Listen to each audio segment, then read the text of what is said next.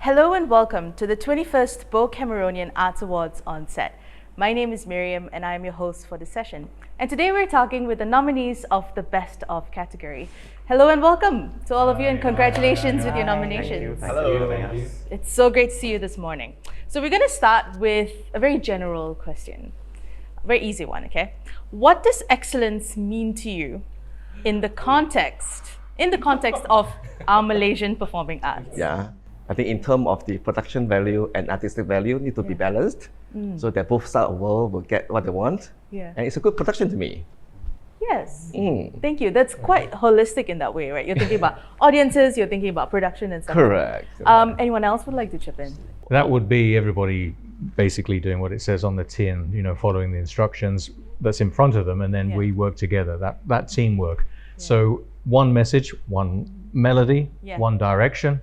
Isn't that a band? Yes, it is. And one Malaysia. No, anyway. So all of that, getting that together from different age groups, different backgrounds, and in different genres. That's the most important. That cohesion is important for us. That would be successful in that sense. Thank you. Thank you for sharing that. So how do you see your impacts? And this one, I'm going to zoom in individually. Okay. So how do you see your productions impact, not just artistically, but in terms of socially within the Malaysian context? Well, I think we did a show about school bullying or bullying in general, school and workplace. When we kind of did the show, I remember a couple of people coming up to us and said, "It's so good that you're doing this show today. It's what we need in this country at the moment." But that was a show that we kind of started working in 2022. So it wasn't something that we sort of started building when the bullying cases started coming out in the country. But we was work in progress for a very, very long time, because we always thought bullying was an issue that's been happening for many years. It's just that people didn't really speak about it. And then even if you want to speak about it, it was a very on and off topic. Whenever it was like sensationalized and everybody talks about bullying, and then a couple of months later, people were talking about it a couple of months ago. I think now nobody's talking about it. The season is over, to talk about bullying, right? So I think that was the kind of impression that we were kind of create socially with the work that we were doing, not to offer a solution about any of the social issue that we have, but just to start a conversation. Because I think if you talk about social problem in our country, half of the problem is people don't listen. In regards to bullying, it's someone failed to listen. It's like your teachers, your parents, your friends, and policymakers, somebody is not listening. So we were just offering a production where we just want people to listen without a solution, and then you think of what you want to do next. Yeah. Thank you for sharing that. Yes.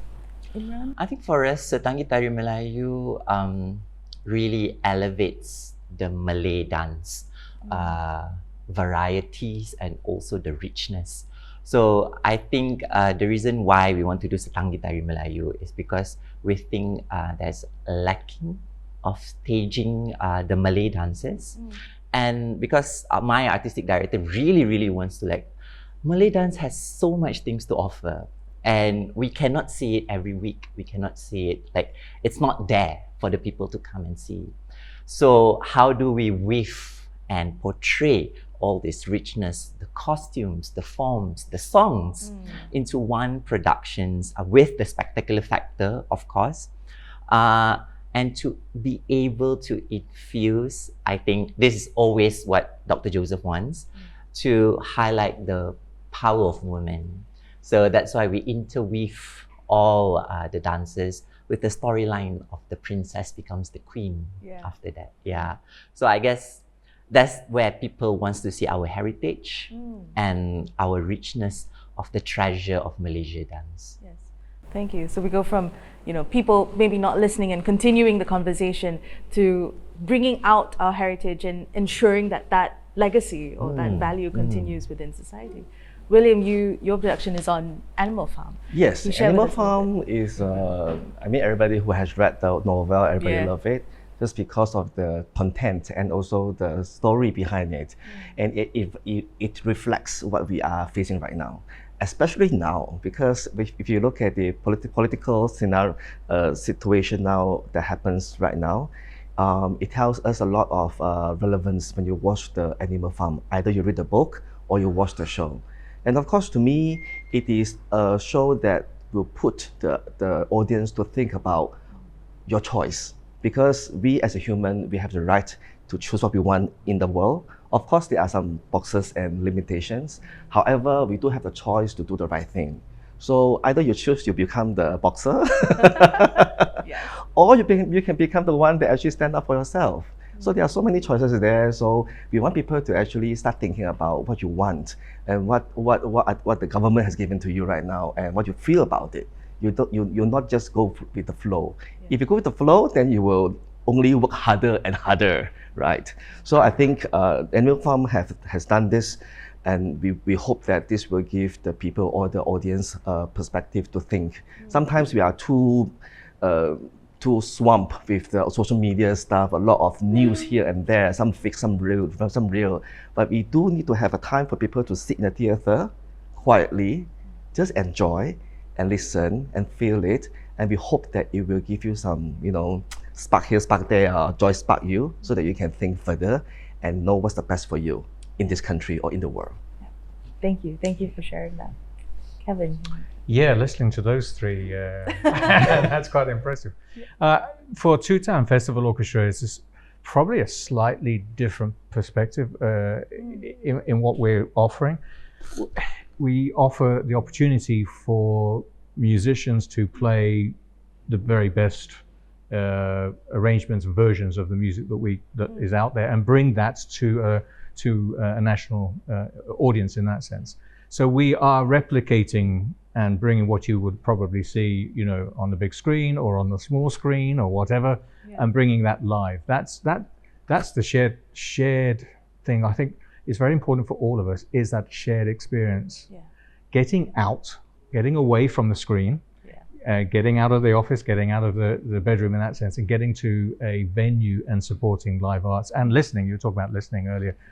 All of us, even with dance, we are listening to what is being, said through that. That's probably the most important. It's quite a challenging thing in this day and age, because even now, whilst I'm talking, is the challenge of listening to everybody around here. We're social. Thank you. 10 seconds. Thank you. That's the challenge. So we offer a 2.5-hour show, and we are looking at 6 of those a year, different content.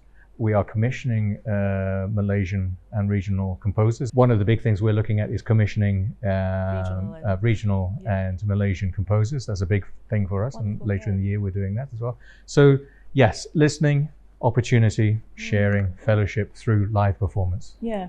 And I mean, if I may say this, I think music just has a way of making people come together and connecting with, it's very evocative, and there's something that music can do which dance can do through movement, that words are not necessary. And I think that's, something very special to share. And how that music we can have the same choreography or the same theatre piece. Yes. You can change that music underneath it. Yeah. And that piece is saying, your production is saying something completely different. That is very powerful. Absolutely. Thank you for sharing that. Mark. I don't know what else I have to add. I mean, it's what everyone's saying so far is extremely resonant. It's a kind of giving of attention, paying of attention, that I think a lot of the work that all of us are doing in this moment in the world, and I think it's interesting that we're talking about listening, giving attention, old stories reappearing, being in a room together, being present, essentially, in this attention economy that we're all embroiled in. I mean, specifically for Fragments of Tuah, our production is really looking at a kind of haunting of this figure of Hang Tuah. So, what William said about Animal Farm is also very resonant. Why does an old story reappear again? What's resonant in it today? And this is a story that is very complicated. It's a very national story with, notions of belonging and masculinity. And in an age of also toxic masculinity, it's something that we were interested to kind of explore. And stories, I think, because we're surrounded by bad stories, stories that produce negative affect and emotion. We're living through a time of war and genocide, and it's grim, and I think there are very few good stories. or thoughtful stories, or stories that open space. There are a lot of stories that limit space right now, that contain things, that put borders around things, and I think that's kind of socially what artists are responding to. Maybe not always consciously, but at a subconscious level, these are the vibrations that people are kind of picking up and feeling their way through, and trying to make sense of. Yeah, thank you. Thank you for summarizing and putting that in a very apt way, in that artists are, in that sense, responsible and responding to whatever that's happening socially and politically in our environment. So thank you. Thank you all for sharing that. How did your team build the world of the show? I mean, we're looking from design right up to movement to storytelling. How did you determine, what were the things that you needed to decide and determine to make the audiences feel connected, to ensure that they felt connected to the production? I think my show is very obvious. It's animal farm, so everybody has to be the animal. So there are horse. There are also a lot of different kind of animals, but we only have 6 actors. So the way that the director Kokman has done is to make sure that all actors, when they communicate to each other, with the character, it needs to be in the animal gesture or their body movement and so on, right? And that's why you see when the horse always do this, because that is the signature for that. But we don't. But at the same time, we don't lose the element of human in it, because we also would like the audience to see the animal as themselves as well. So that's why we don't really put on a horse head, that kind of realism, but we don't do that. Yeah. So the world that we are building, and that all the characters or the actors are building, they're all based on the very significant movement and the look of the animal. That is what we have been done, and it was not easy, because it's not easy for you to act as a animal all the time during the 2-hour show. And your feet, you see when they walk and when they jump, it's really like tak tak tak tak. Macam dance macam tu. Correct. But throughout the whole show, and also when they make sounds, when they say lines, they have to like weave in some of the animal sounds in it. Like when they're horse, they all the time, oh, I'm so sorry. Those are the world that we were venturing in. Animal world. Embodying the animal. Correct. For the show. At the same time, it needs to speak to the people who watch it, to get the relevance, the connections. Yes. Thank you. Sid, what about with Tewas? They were centered around a lot of pain, trauma. There's a lot of rage in the script, stories, right? Because we took a couple of incidents that happened in the country in regards to school bullying and workplace bullying, and we built the show around that. So we didn't want our actors to just go on stage and just start screaming and show that rage out to the people, because we didn't know how the reception would be. So we said, okay, let's turn that around and put that into choreography, put that into physical choreography, so to make this whole thing very physically heavy theater. So the actors, the performers definitely took a lot on them, the sense that, so they were running and jumping and lifting this 100 kg of iron, a steel cage in the middle of the stage. So it was heavy on physical, and then we were also making sure that they were not running for no reason. They were not jumping for no reason. So we kind of built proper choreography that kind of sort of tells story about pain and anger and rage. All that comes through the choreography, comes through all this running and jumping, rather than just actors going on stage and screaming to people. So I think it was built a lot around that, and then we sort of put the lights together, the music together to sort of tone it down a little bit, because we understand that too much rage on stage can also cause a lot for the audience. So our lights and music sort of came in a way that it's not just people just doing physical theater where you put a lot of physicality on theater, but there's also light and there's also music that sort of complement, in the sense that, because we were sure that we want to tell a story, but then we're also theater artists, right? You have to make things artistically pleasing in some way or sense, so you give something for everybody. So I think that was that world building for us. It was just a lot of body work, breaking the actors, getting them to sort of really do all this choreography, and then the script came in, I would say, probably the last 2-3 weeks is where they started getting on the script. It Right. was just the actors were 6-7 months just doing body training that had nothing to do with the choreography. It was just preparing their body, breaking their body and whatnot. So the choreography also came in much later, because it was just breaking the body, getting them ready for all this choreography, and then once they're ready physically, pop, let's choreograph it, let's put the script, let's put the music, lights, we're ready for staging. There's something quite like symbolic and literal in that, because people carry a lot of pain and shame and everything in their bodies. So perhaps maybe audiences, I know when I watched the show in Penang, I felt connected to the physical theatre of it, and I think a lot of people would have appreciated that representation. Right, I think nobody was Yeah. sitting at ease, and everybody just went every 3 seconds. Yes. Trust me, I was double that, because I'm thinking, oh my god, as a producer, you're thinking about insurance, you're thinking about what's Yes. going to happen. I'm ready with the post saying that, oh my god, the next show is cancelled. Sorry, a performance can't make it. You know, you're ready for all these possibilities that something might happen, because we were so close. We knew that we choreographed it. Sidhart, who's our choreographer, is excellent at what he does. We also knew that there is like 98% of chance this actor is going to injure himself on set. You know, which is why we needed the 6 months of just preparing the body, because that cage might fall on him, and then I don't know, possible concussion, what's going to happen. Maybe have to, I know a lot of people who came to the show, their first question was, do you have insurance? Did you take insurance for your actors? So it was a lot on physical, I would say. Well, it's a very brave to go there to that line, and we'll talk about it a little bit more later on. Imran, can you share with us a little bit about those decisions that you made, that were made in the production? So interestingly, like the show actually already, or the concept, the idea comes actually 2 years ago. I feel since 2023. Of course, my artistic director came up with it, and he was like, okay, I need to do a show of Malay dance. We have so much of material and forms that we need to portray. But it seems to me that it's lacking for us to show. So I say like, okay, it cannot be like a normal showcase, dance after dance, dance after dance. So how do we come up with a different perspective? So that's where we come up with Setanggi Tari Melayu. One is because the tajuk itself, the title itself, is the fragrance of Malay dances. So rather than we say a different types of Malay dances, so how would you smell the dance differently? Ooh.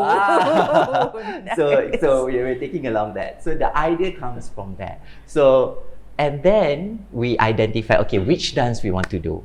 And he was saying that I need to open the show with Mengadap Rebab. He loved the Mengadap Rebab. Okay, so we did that.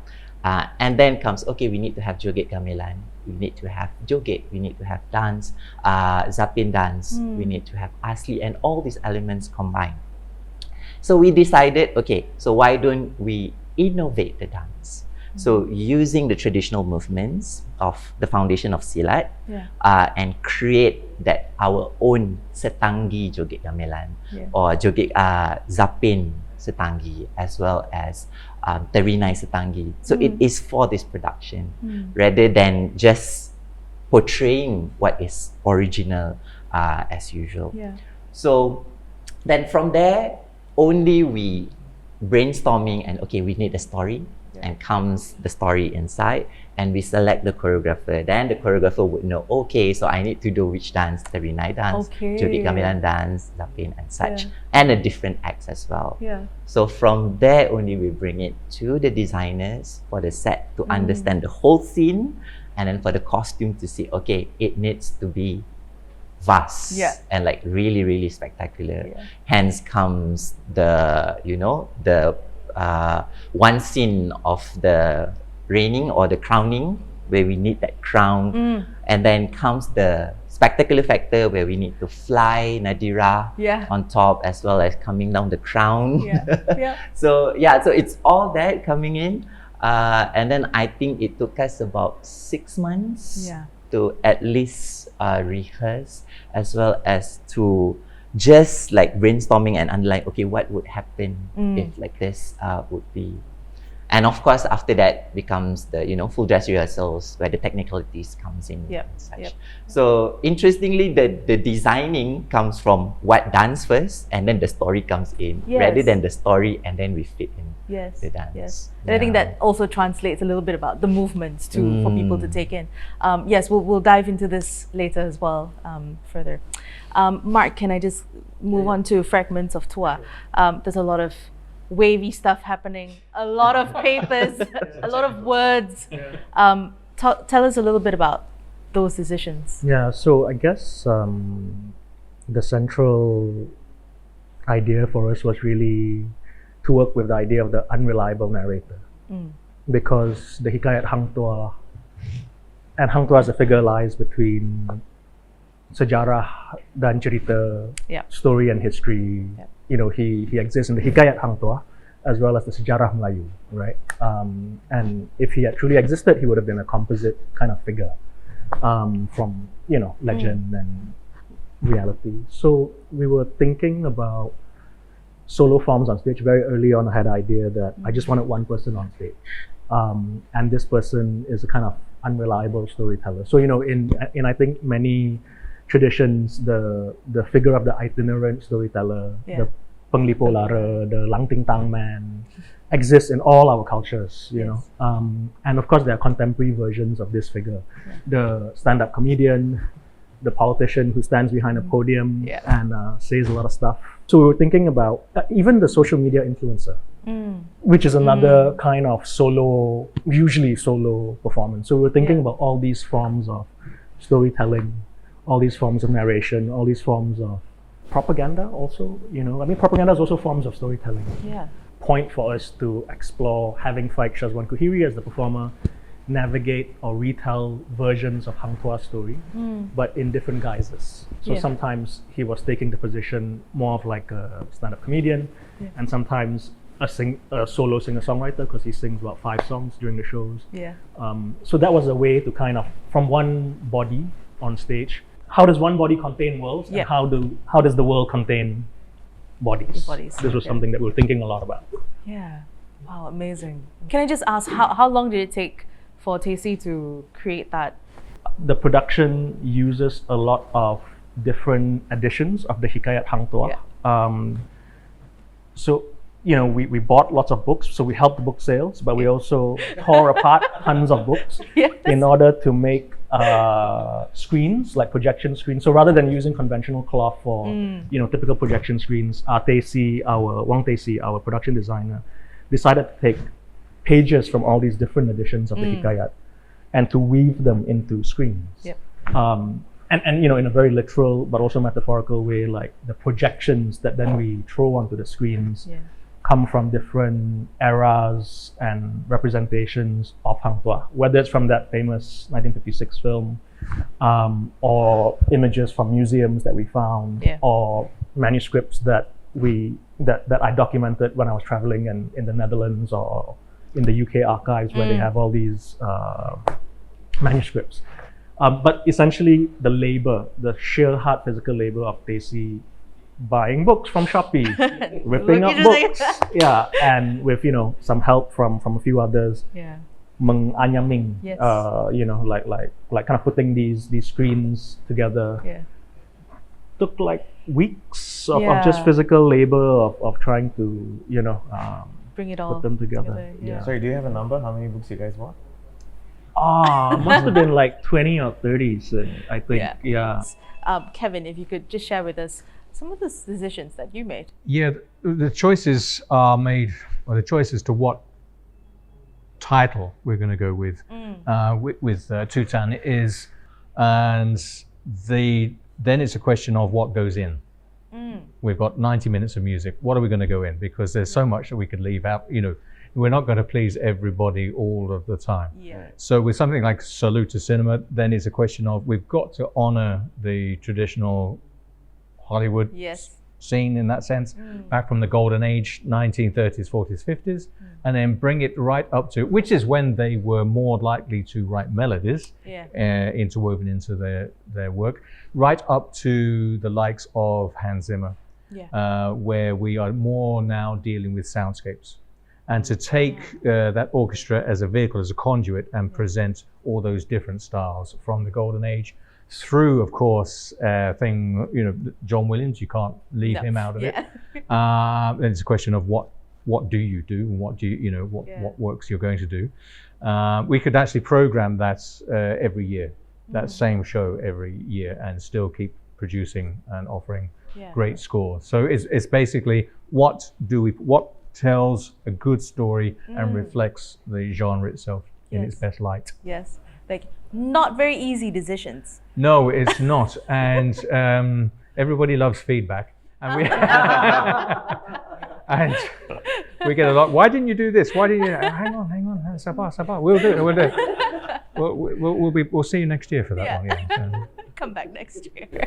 Well, with that, I have to bring this conversation to a wrap. But it has been so lovely getting to know each of you, but also some of the things and processes that went into your production.